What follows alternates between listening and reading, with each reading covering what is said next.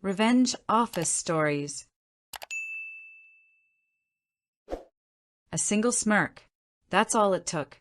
The HR manager leaned back, gave me that little, dismissive smirk, and figured that was the end of it.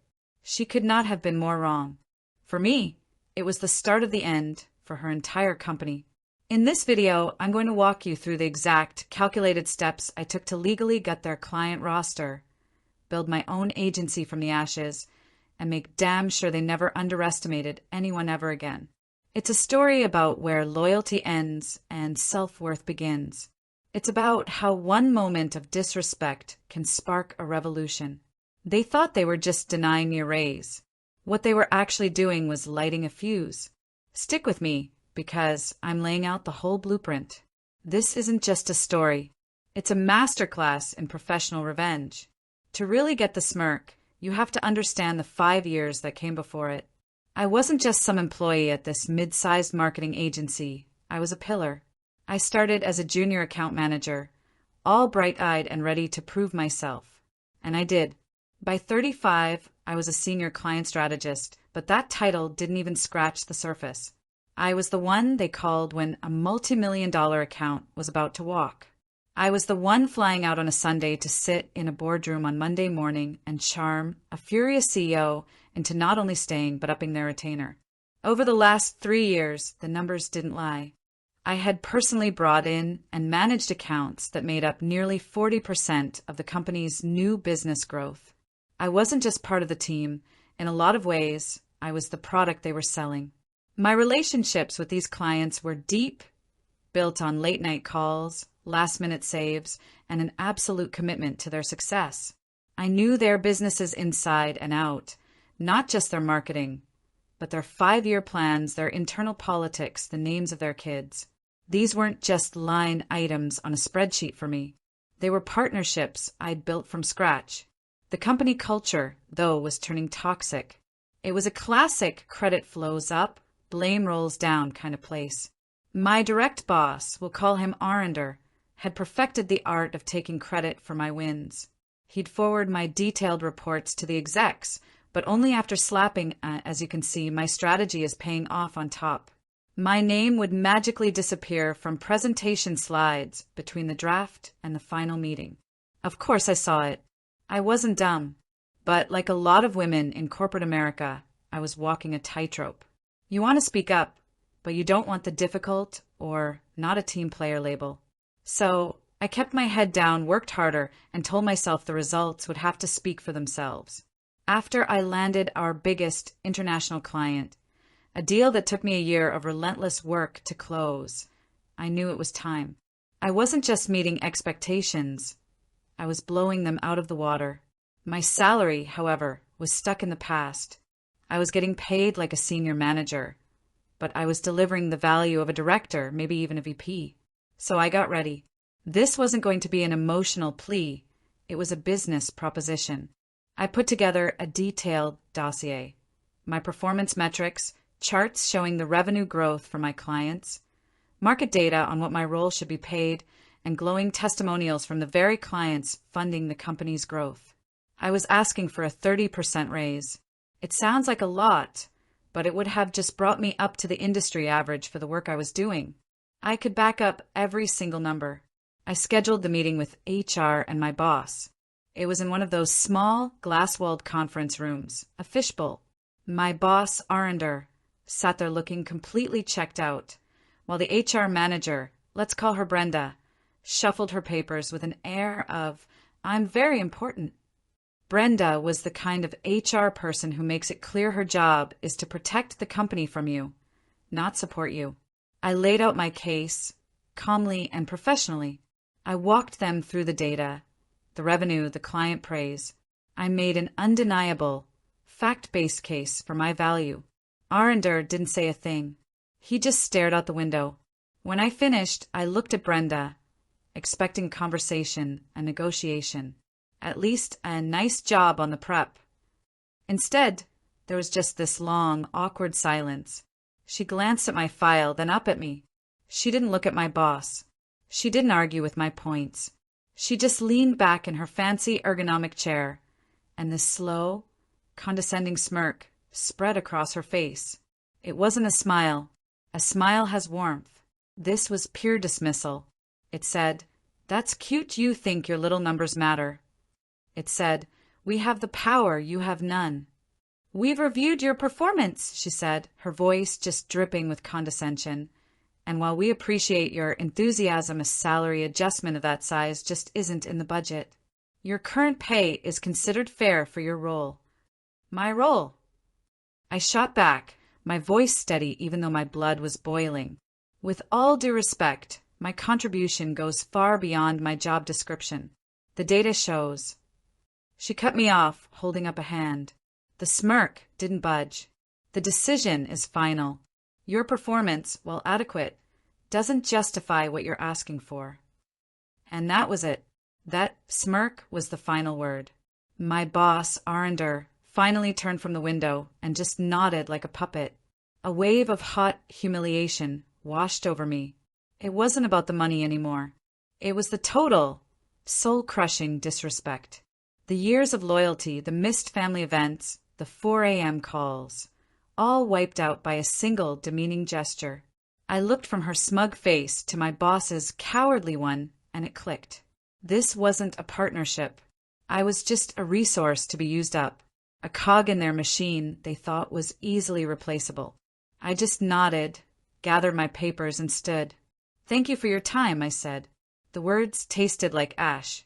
Walking back to my desk, the world went into slow motion. The office chatter, the ringing phones, it all just became a dull roar. All I could see was that smirk. And in that moment, something inside me didn't just break, it hardened. It crystallized into a cold, diamond-hard resolve. They thought a smirk was the end of the conversation. I decided, right then and there, it was just the beginning of their end. For the next 24 hours, I let myself feel everything. The betrayal, the humiliation, the white-hot rage. I let it burn, not to destroy me, but to forge me into something new. That night, in my apartment, surrounded by all the proof of my dedication, deal binders, market research, thank you notes from clients, I made a promise to myself. I wasn't going to quit in a fiery email.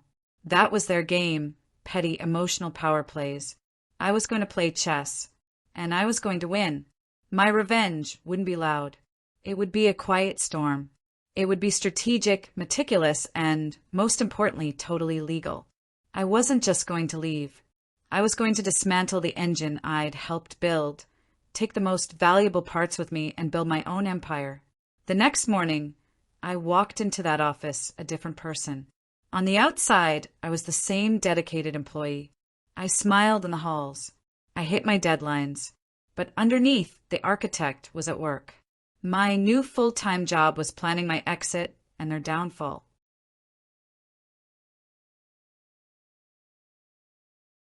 Phase 1, Legal Fortification.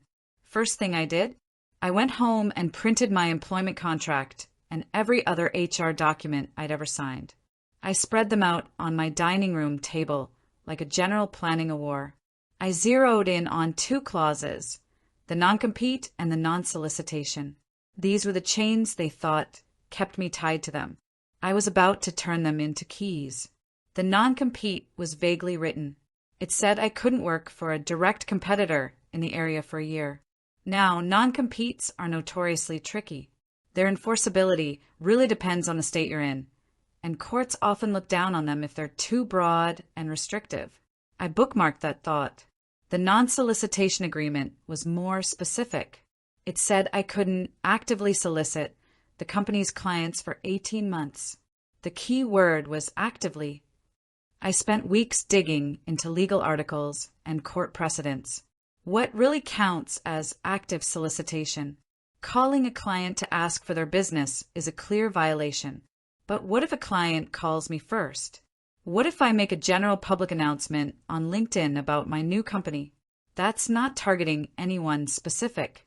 Legally, this was a gray area, and that's where I saw my opening. This is where I made my first smart investment. Through a friend, I found a good employment lawyer and paid for a 2-hour consultation myself. I laid out everything, the contract, the smirk, my plan. The lawyer confirmed my thinking. The non-compete was likely too vague to hold up in court. As for the non-solicitation, he was very clear. They can't stop a client from finding you, he explained. They can only stop you from chasing them. The client has the right to choose. But, and this is critical, you cannot make the first move to ask for their business. They have to come to you. He also warned me that a company this arrogant might sue anyway, just to bleed me dry. So my execution had to be flawless. No taking client files, no contact lists, no company data. I had to rebuild everything from public info and my own memory. I had to be surgically clean. Armed with that legal clarity, my path was set. I didn't need to break the contract. I just had to create a situation where the clients would choose to leave it for me. Phase 2, strategic alliance building. My daily work changed. My talks with my key clients, the ones who made up that 40%, shifted in a subtle way. I wasn't just their account strategist anymore. I became their indispensable advisor. And let me be crystal clear, I never once badmouthed my employer. That would have been unprofessional and a huge red flag. Instead, I just focused on cementing my personal value. I started doing things that weren't in my job description. I'd send them articles about their industry. I connected one of my tech clients with a potential investor I knew. I spent a weekend helping a retail client brainstorm a new product launch, way outside our scope of work. My communication became more personal. Instead of a formal work email, I'd follow up with a text from my personal phone. Hey, was just thinking about that new campaign. Had an idea for the tagline. Let's chat Monday. I was carefully weaving my professional value into my personal brand. I wasn't Sarah from the agency anymore. I was just Sarah, the one who solved their problems, the one they trusted. During this time, I documented everything in a private journal, not on company servers.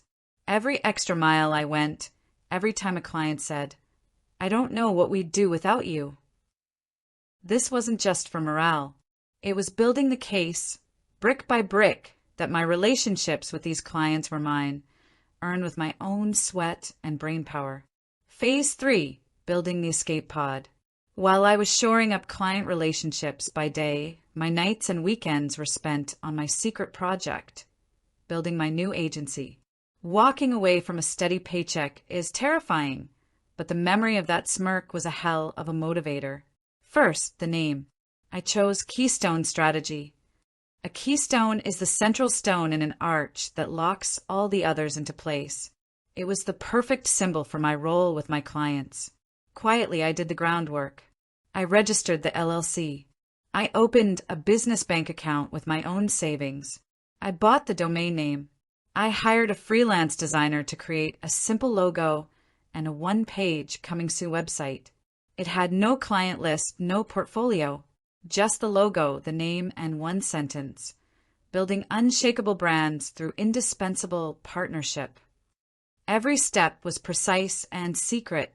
I used a personal laptop on a separate Wi-Fi network and never, ever worked on my business during company time.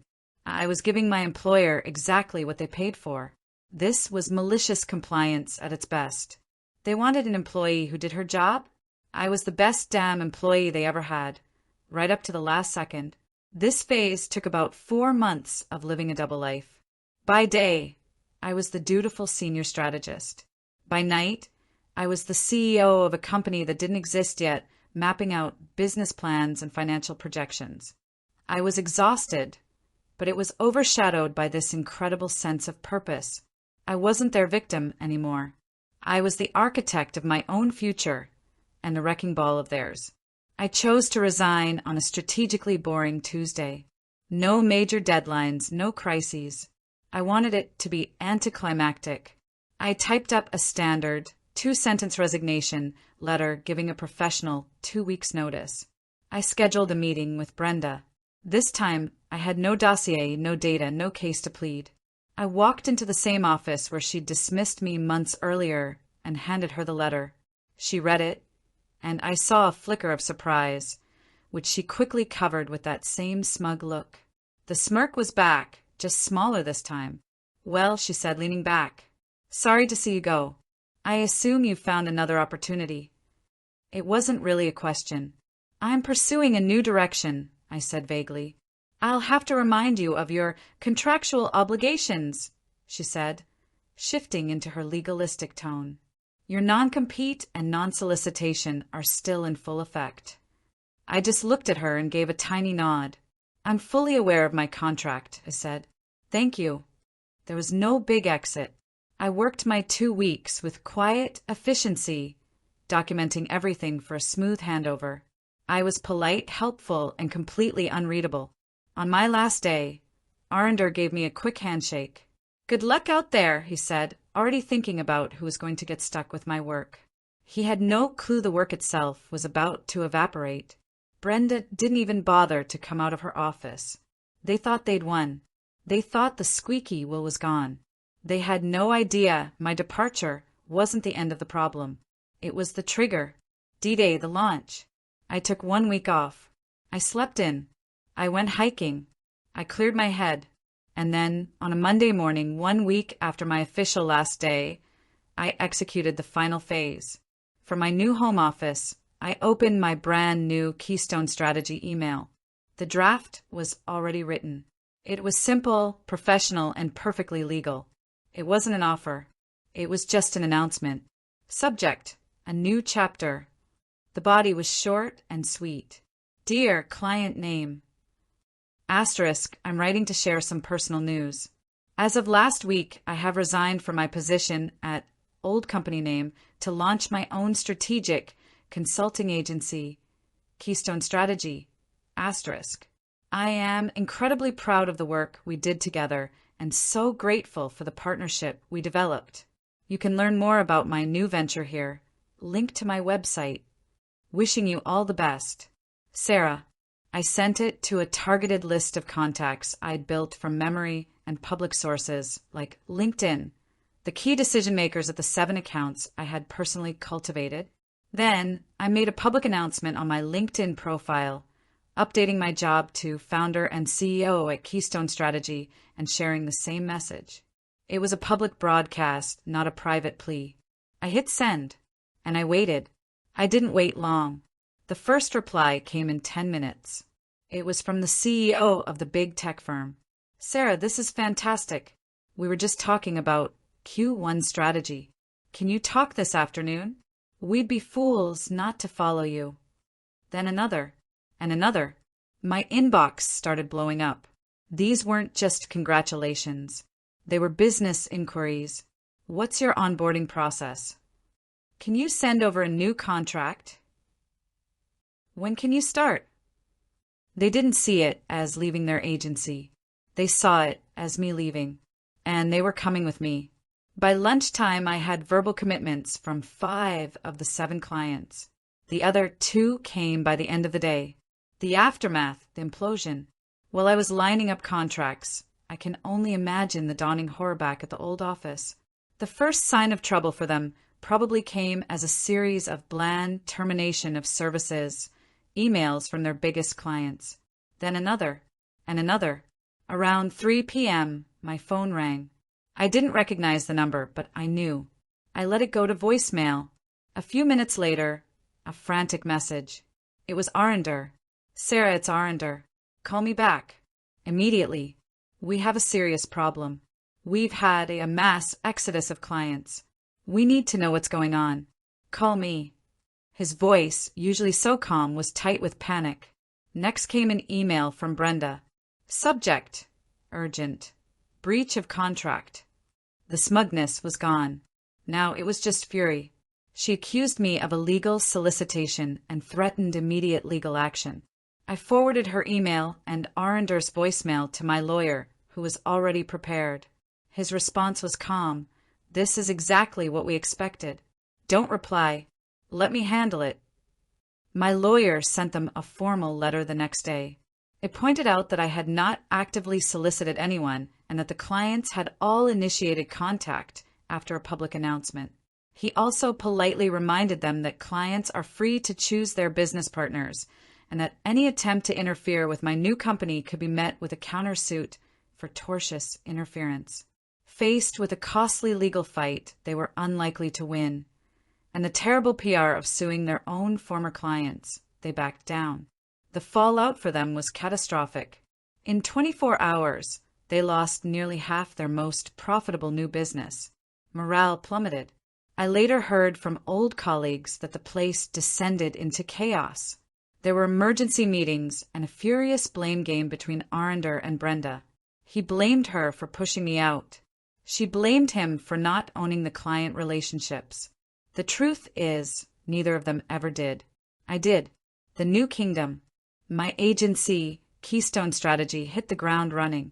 I didn't have to spend months cold calling to find my first clients. I started on day one with a full roster of partners who were thrilled to be working directly with me. Within 6 months, I was so busy I had to start hiring. And guess who I called first? The other talented, underappreciated people from my old company. They saw what happened and wanted out. I offered them better pay, real respect, and a stake in what we were building. We created the company we all wished we worked for. My old company never really recovered. Arendor was let go about a year later.